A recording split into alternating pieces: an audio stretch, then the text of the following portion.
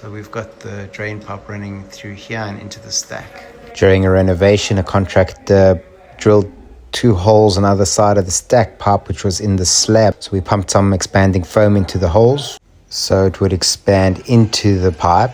Once it was dried, we went in with the sanding hub and sanded the foam down to the inner pipe wall so it was nice and smooth.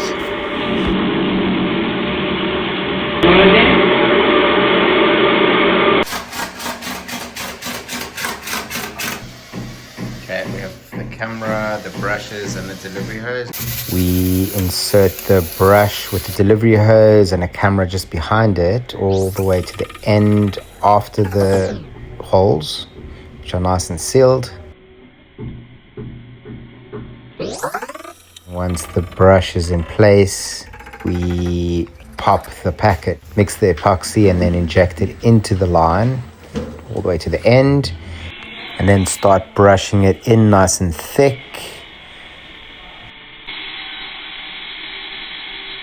We work our way backwards to the holes, give the holes a lot of attention, and then brush all the way to the end, applying a continuous coating all the way through.